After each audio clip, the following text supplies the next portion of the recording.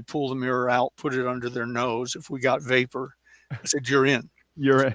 Yeah, because there were highly qualified people like Zig, and there were unqualified people like me. I'm a high school graduate barely. My father said it must have been based on height. You got to 5'10", they threw you out. And that took me 3 attempts. I got thrown out of public school, or they told my parents probably I could learn better somewhere else, anywhere else. They didn't care, just go. So he had money, so I didn't have to go to reform school. I went to St. Andrew's Prep School outside of Chattanooga, Tennessee.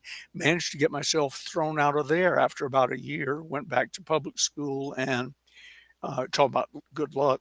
Met Ms. Griffin, my English teacher, and Mr. Evans, my history teacher. Those two events changed my life. She said to me when I came skidding into the room late, and I was known as the class clown, voted wittiest.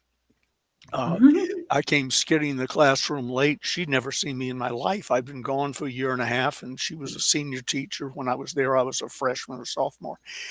She looks up and says, "Mr. Gay, I presume." And I thought, oh, this is not good. I'd hoped to go through the whole year without her knowing who I was. And she said, "Come here." And she turned a chair around, one of those built-in desk things, pulled it up beside her desk, facing the class, put it there, and she said, "You're going to sit here this year. And you're going to win the state writing championship. And you're going to speak at graduation."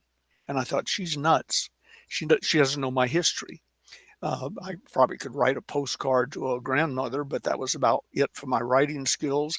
And I thought you had to be a salutatorian or valedictorian to speak at graduation. Well, I didn't know that she also controlled who gave the prayer, who wrote, memorized, and presented the prayer. So I won the state writing championship thanks to her. And at graduation at the Atlanta Municipal Auditorium, I walked down front and did the everybody stand motion, and 3,000 people stood up. And I remember thinking, I like this.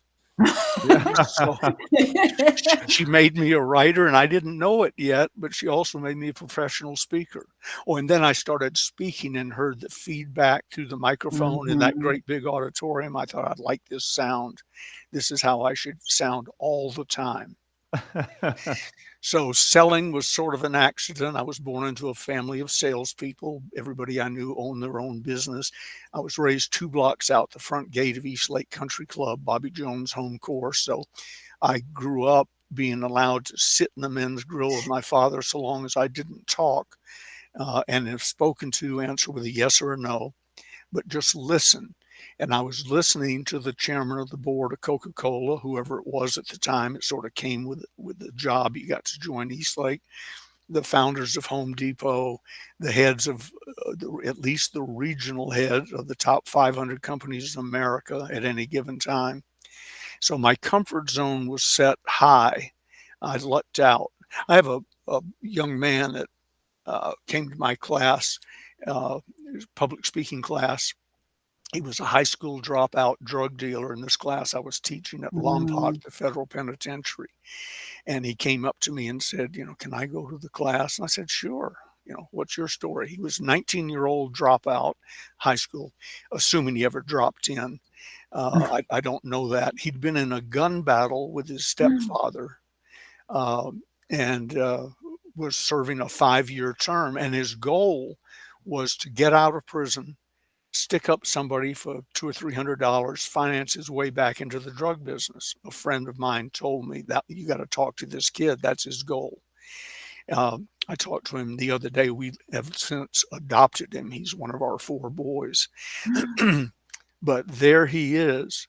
Don't let your past hold you back. Lamont Bowens. And Lamont is a successful attorney, heads up the Washington, D.C. office of a big law firm.